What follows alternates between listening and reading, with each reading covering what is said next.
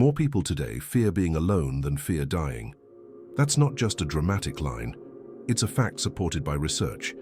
In a world that moves faster every day, silence has become almost unbearable.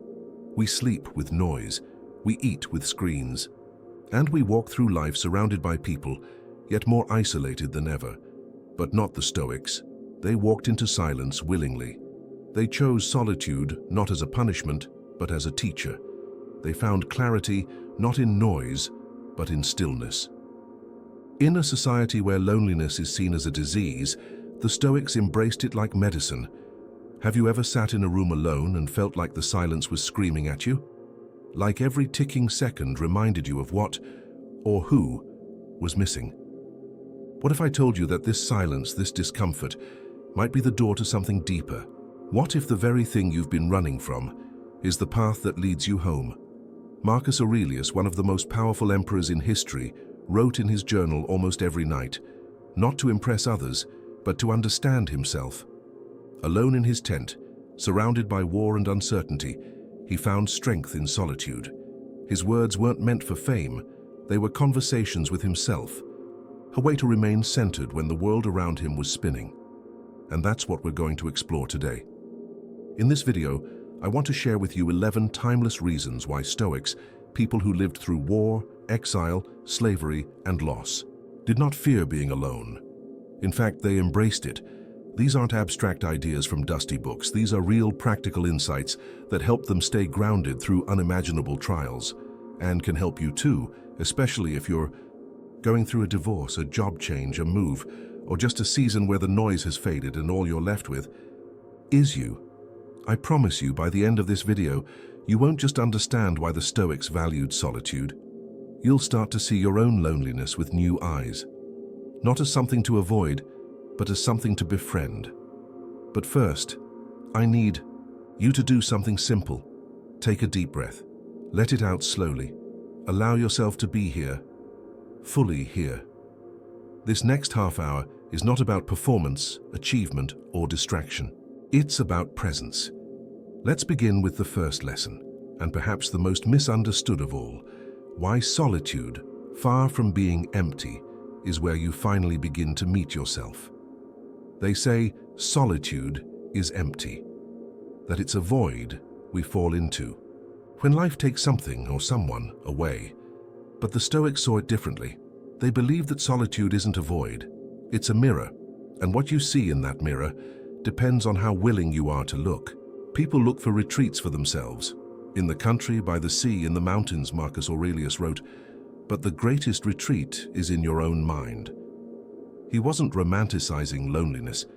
He was revealing something powerful, that the richest place of peace is not a destination out there, but a state you cultivate in here. Solitude, to a Stoic, is sacred. It's the time when you step back from the noise of the world and listen, truly listen, to your own soul. No filters, no distractions, just you and the quiet truth of your own thoughts. This isn't easy. For most of us, being alone feels like a punishment. It surfaces memories, regrets, the conversations we avoid. But the Stoics believed that this discomfort is not a sign that something is wrong. It's a sign that something important is trying to emerge. Reflection requires silence, it requires space, and yes, it requires courage. Imagine a woman named Elise. She just went through a divorce after 14 years of marriage.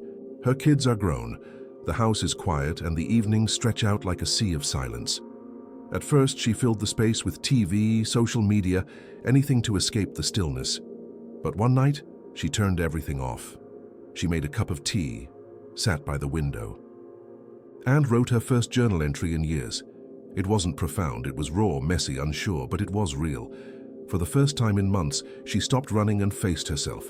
And in that moment, she wasn't lonely. She was honest. And that honesty became the seed of healing. That's what solitude can offer if we're willing to receive it. So ask yourself, when was the last time you were truly alone, not scrolling, not distracted, just present with your own thoughts? What would happen if you stopped running from that space and started listening to it instead? Before we move on, I invite you to try something tonight. Take 5 minutes before bed. No screens, no distractions. Just you, a pen, and a piece of paper. Ask yourself one question. What am I really feeling right now? Let's continue. Because once you begin to reflect, you discover something even more powerful, that your peace doesn't depend on anyone else. And that brings us to reason number 2. Most people think freedom means doing whatever you want, whenever you want. But the Stoics would ask, what if the thing you wanted isn't truly yours to control? What if your freedom depends on other people behaving a certain way or circumstances lining up just right? Then it's not freedom. It's dependence disguised. As liberty, true freedom, they believed, isn't about the absence of restrictions. It's about the absence of internal chains. Epictetus, born a slave, understood this better than anyone. He had no power over his external conditions. His master could command his time, his work, even his body. But Epictetus insisted that there was one domain his master could never touch: his mind, his judgment, his choices. No man is free, he said, who is not master of himself. For the Stoics, solitude wasn't isolation, it was an invitation to reclaim that mastery. When you're alone, no one is shaping your opinions, triggering your emotions, or asking you to bend for their comfort. You're left with the raw material of your own thoughts, beliefs, and values. And in that space, you begin to ask, which of these are truly mine? Let's go back to Elise, the woman we met earlier. As the weeks passed, she started to notice how much of her life had been lived for other people, adapting her preferences, silencing her discomforts, going along to keep the peace. For the first time, she sat with questions she had buried for years. What do I want? What do I believe? Who am I when no one is watching? Those questions didn't lead to immediate answers, but they led to freedom. Not because she suddenly knew everything, but because she was no longer afraid to ask. When you depend on someone else to make you feel loved, valuable, worthy, you are not free. When your mood rises and falls based on likes, texts, approval, you are not free. But when you can sit in a quiet room alone and still feel grounded, that's real freedom. That's Stoic freedom. This is the gift of solitude. It strips away the noise long enough for you to see where your true power lies and where it doesn't. So tonight I want you to notice something. If being alone makes you feel empty, ask yourself, what part of me have I handed over to others? And what would it look like to start reclaiming it? Let's move forward, because once you realize your freedom isn't out there, but within you, stop needing the world to validate you. And that brings us to the third reason why Stoics don't fear being alone. There's a quiet exhaustion that comes from constantly needing to be seen, liked, approved of. It's subtle but relentless. The way we check our phones after a message, reread our own posts to count reactions, or rehearse conversations in our minds just to imagine how others perceive us. The Stoics would see this as a kind of slavery, not of the body but of the soul. To seek the approval of others, Seneca once wrote, is to hand over your peace to people who don't even know who you truly are. For the Stoics, self-worth wasn't a currency to be earned from others. It was a birthright already within you, just waiting to be recognized. When you're always surrounded by people, it's easy to lose track of where your own values end and someone else's expectations begin. But when you're alone, truly alone, something remarkable happens. You begin to see which voices are actually yours and which ones you've been carrying around just to be accepted.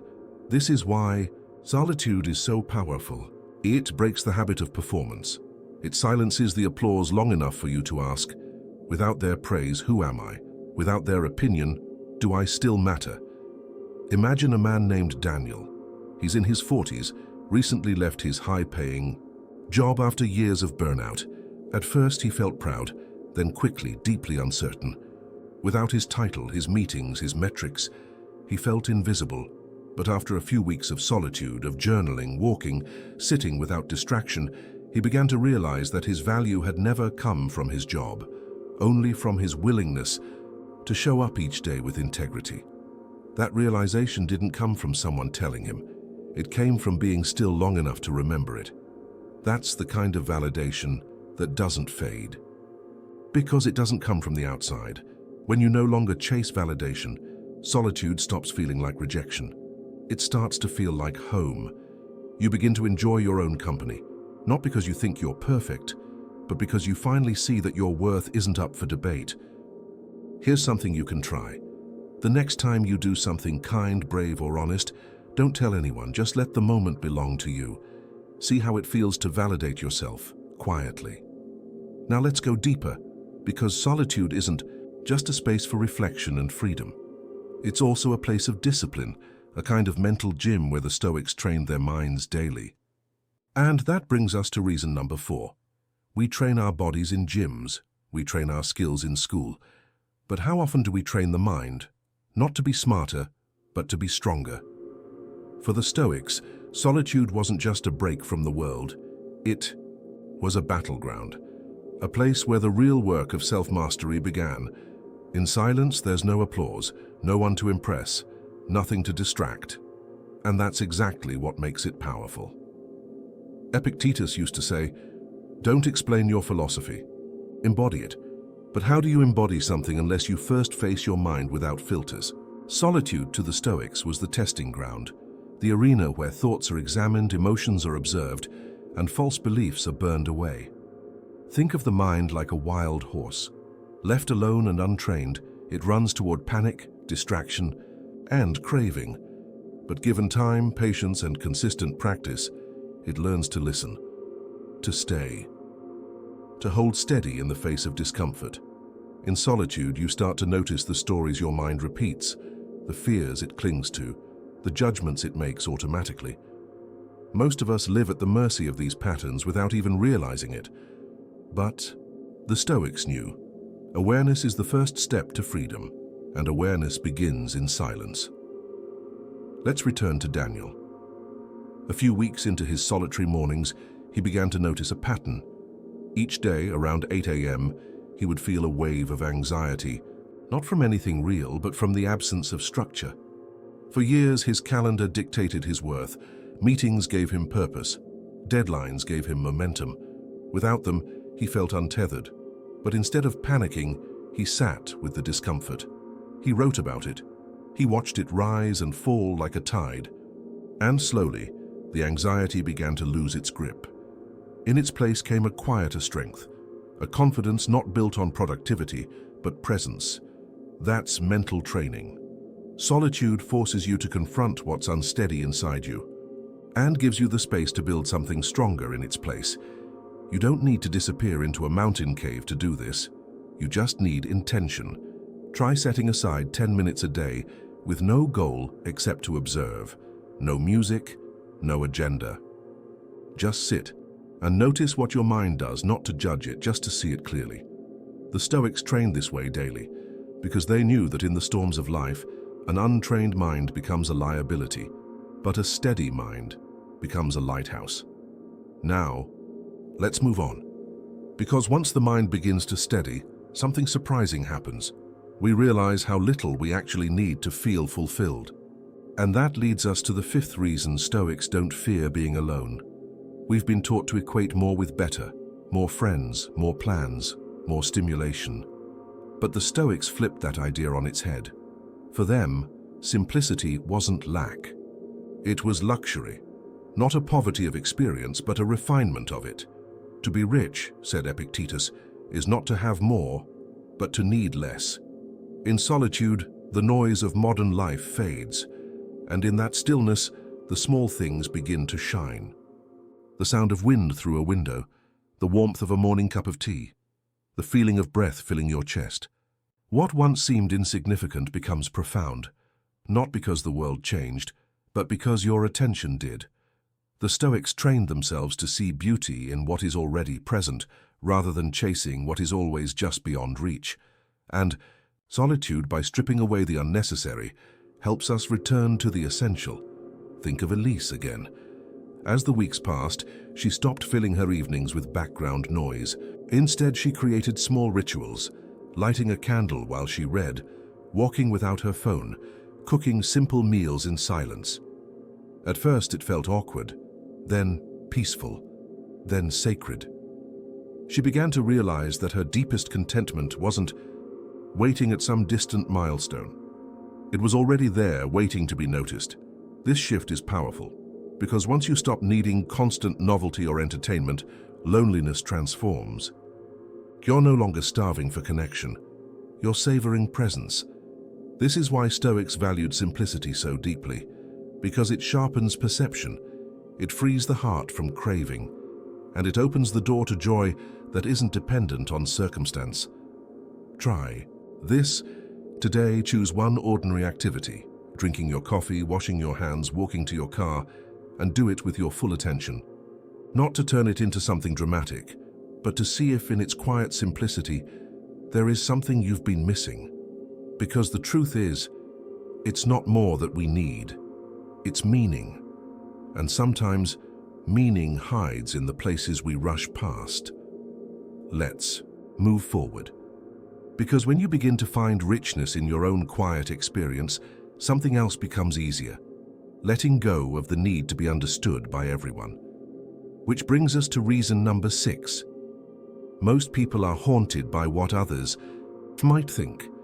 We edit our words, our actions, even our dreams, not because they're wrong, but because they might seem wrong to someone else. We live like performers on a stage we never agreed to step on. The Stoics saw through this illusion.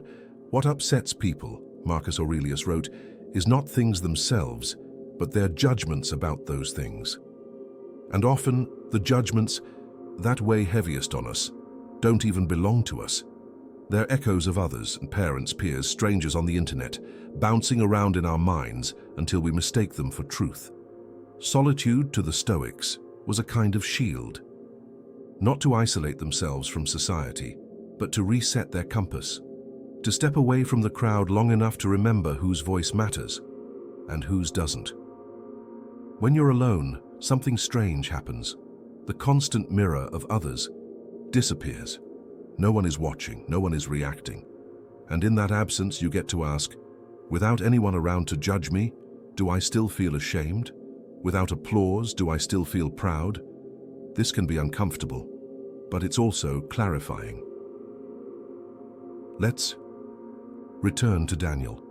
He once spent his days curating a version of himself that others would approve of, polished, articulate, successful.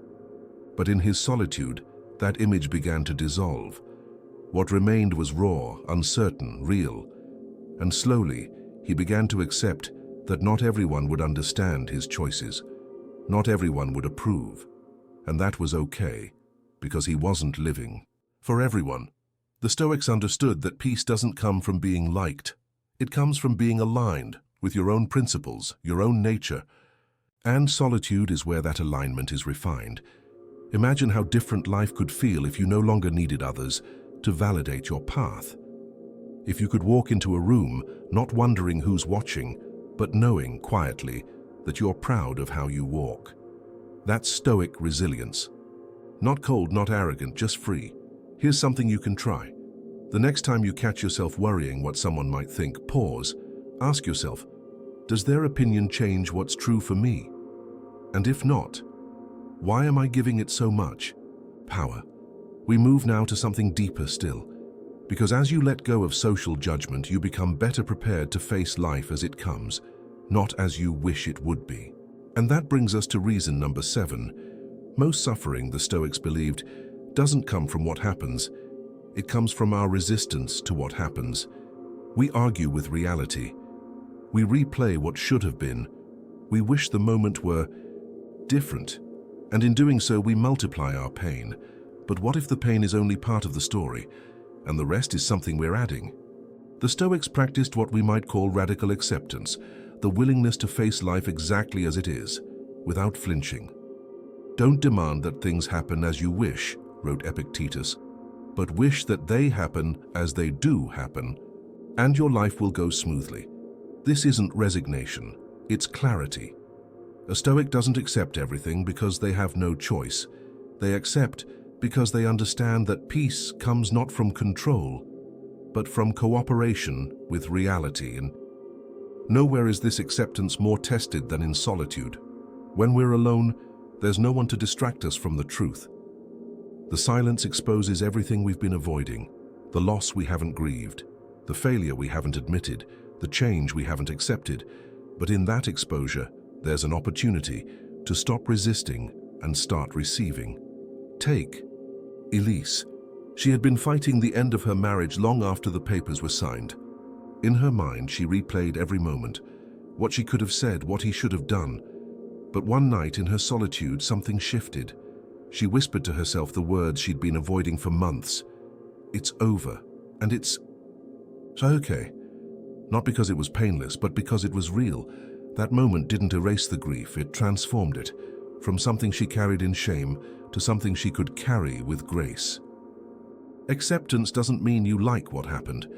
It means you stop wasting your strength pretending it didn't. And in that space, the space where you stop fighting reality, a new kind of strength appears. This is what solitude makes possible. The chance to meet life as it is, to say this happened, I'm still here, and now I choose how to respond. Here's a simple practice. Think of one situation you've been resisting, a loss, a regret, a truth. Say it out loud. Then add, and I choose to meet it with clarity. Notice what softens in you when you stop the internal war.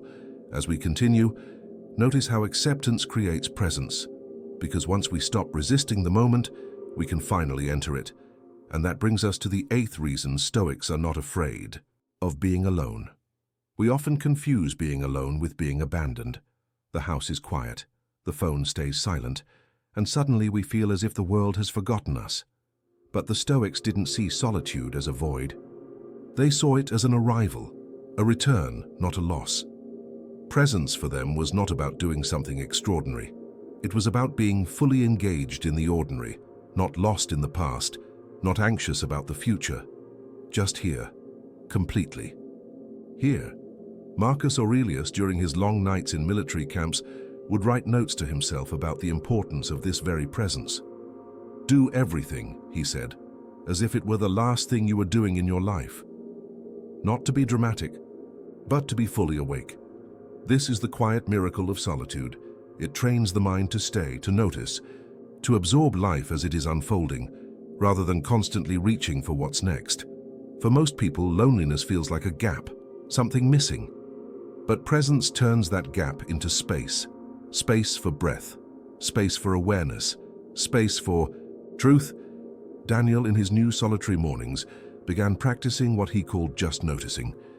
He would sit on his porch with a cup of coffee and simply observe the light changing on the trees, the rhythm of birds, the warmth of the mug in his hands.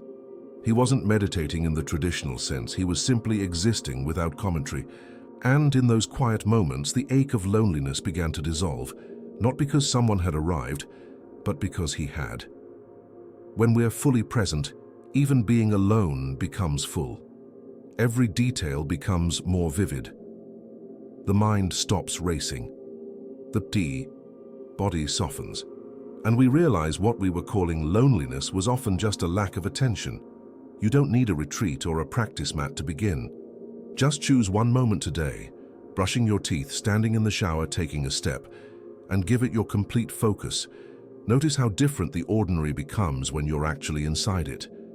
This is what the Stoics knew, that being present is not a luxury, it's a discipline, one that solitude teaches again and again, and as your presence deepens, your understanding of joy changes, because now it's not about excitement or stimulation, but about depth and clarity. Which brings us to the 9th reason Stoics embrace solitude without fear. What makes a person happy? For many, happiness is tied to pleasure, excitement, connection, and success. It's found in laughter at a party, in the rush of being wanted, in moments when everything feels just right. But the Stoics were skeptical of happiness built on such shifting ground. They saw it as fragile, dependent on things outside our control.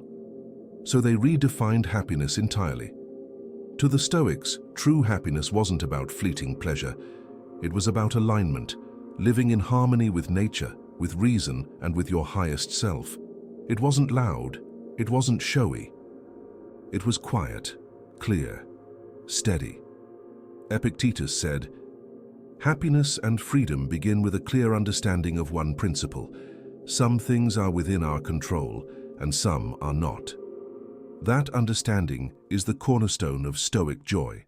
Not because It guarantees ease, but because it creates clarity. And from clarity comes peace. Solitude, they believed, is the ideal environment for this clarity to emerge. When you're alone, the distractions fall away. The constant inputs, voices, expectations, comparisons fade, and what remains is something far more honest.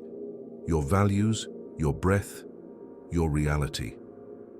You stop chasing someone else's version of happiness. You begin to ask, what does it actually mean to be at peace with myself?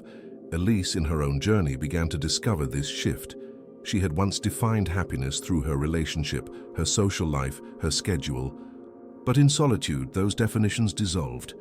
She found herself smiling while watering plants, laughing at old journal entries, feeling content after reading a single page.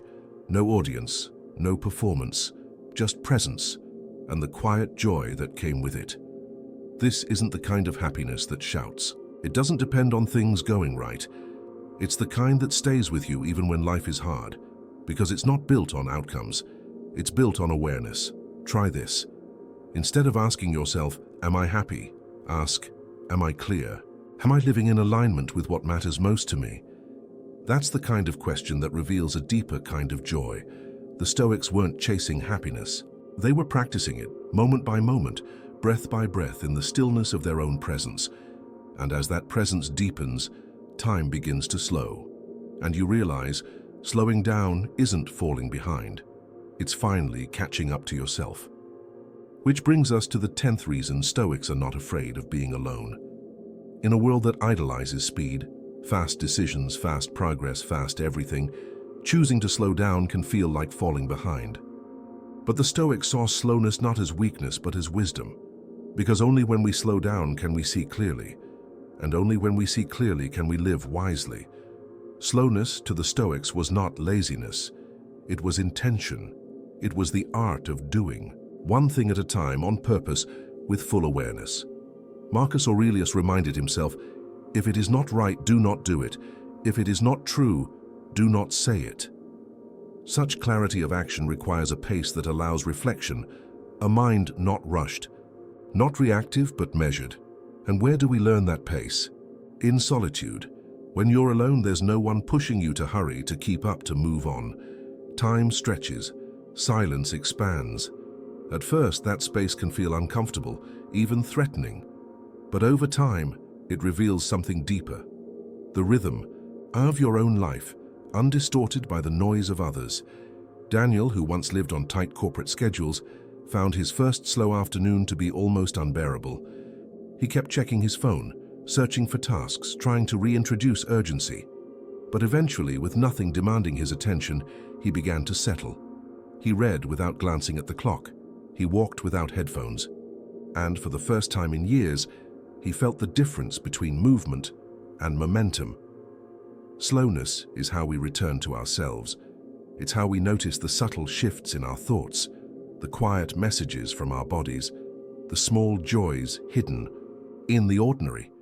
It is in slowness that wisdom finds space to speak, and this is why Stoics embrace solitude, because it slows life down just enough for them to live it with intention, to choose their words, to align their actions, to see what actually matters, and to release what doesn't. If you're always moving, always stimulated, you might miss your own life. Try this. Find 1 hour this week and remove every expectation. No tasks, no agenda, just slow time. Sit, breathe, observe. Let the mind wander without direction, not to solve, not to fix, but simply to be. You may be surprised how much clarity lives just beneath the surface, waiting for you to slow down long enough to notice it. And when you do, when you stop rushing and start arriving, something shifts. You begin to feel not just peace but power. Because for the Stoics, solitude wasn't just a state of being, it was a form of freedom. And that brings us to the 11th and final reason they don't fear being alone. There's a kind of freedom that's misunderstood, the kind that looks like detachment, like quiet defiance, like someone walking alone with no explanation. But the Stoics understood this freedom intimately. To them, solitude wasn't what remained after everyone else left. It was what you reclaimed when you stopped needing anyone to stay. True freedom, they believed, isn't the ability to go wherever you want or say whatever you feel. It's the ability to stand with yourself, fully, peacefully, without needing permission or applause. Seneca put it simply: the greatest obstacle to living is expectancy, which hangs upon tomorrow and loses today. When you live for the approval of others, when your identity is tied to your place in someone else's life, you are not free. You are rented, conditioned, dependent. Solitude removes the audience, and in doing so, it invites the truth. Who are you when no one is watching? What do you value when no one is guiding? What remains when there's nothing left to prove? These aren't easy questions. They require courage, the kind of courage that is quiet, steady, and deeply personal. Elise found this freedom slowly. After months of learning to be alone, there came a morning when she sat by the window and realized she hadn't checked her phone all night. Not because she forgot, but because she no longer needed to be needed. She was content, not overjoyed, not euphoric, but grounded, solid, whole. That's what solitude offers, the space to be whole. Not because someone completes you, but because nothing was missing in the first place. Imagine living without fear of silence, without needing a reply to feel valued, without building your worth around whether someone stays or leaves. That's the freedom the Stoics knew. A freedom not from the world, but from dependence on it, and it's a freedom you can cultivate. Tonight, try sitting in a room with no noise, no company, no distractions. Just you. Notice what arises, not to fix it, not to change it, just to witness it. In that moment, you'll touch something ancient, the same clarity the Stoics touched. And perhaps for the first time, solitude will not feel like a punishment, but like a return. Because the truth is this: solitude is not the absence of connection, it is the presence of self. And when you meet yourself there, fully, honestly, you'll realize you were never truly alone. Now that you've seen the 11 reasons the Stoics don't fear being alone, you may begin to understand what they did. That solitude isn't what breaks you, it's what builds you. You've just walked through 11 timeless truths, not from influencers, not from trends, but from some of the strongest minds to ever walk this earth. Marcus Aurelius, Epictetus, Seneca. They lived through war, slavery, exile, personal loss. And through it all, they found peace. Not because life was kind to them, but because they trained their minds to be kind to themselves. You've seen now that solitude, through the lens of Stoicism, is not emptiness. It's a furnace. It burns away illusions. It refines identity. And what emerges from that silence is clarity. Let's remember what you've discovered. You've learned that solitude is a mirror, a place for reflection, not rejection. You've seen how it offers true freedom, not from people, but from dependence. You've seen the Stoic rejection of external validation and the quiet confidence that takes its place. You've seen solitude as training, as simplicity, as the birthplace of presence. You've seen how slowing down reveals joy, how presence replaces loneliness, and how radical acceptance creates strength. And finally, you've seen that solitude isn't a cell, it's a sanctuary. If any part of this journey resonated with you, take a moment. Breathe. Place a hand on your chest. And know this: you are already enough. You don't need to be busier, louder, more impressive. You don't need to be anyone else. What you need, more than anything, is to be with yourself, fully, gently, patiently. So here's your invitation. Tonight, give yourself permission to sit in silence. Not to solve anything, not to prove anything, just to be. 5 minutes, 10, however long you can. Don't run from the discomfort. Listen to it, sit with it. Let it teach you. And if you felt something from this video, if even one line helped shift something inside, I'd love to hear from you. Comment below with the words, "I'm learning to be with myself." Let it be a small act of courage.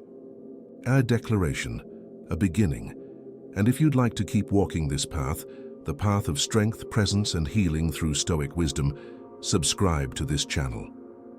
Quiet Stoic power exists for people like you, people in transition, people in reflection, People looking for more than noise.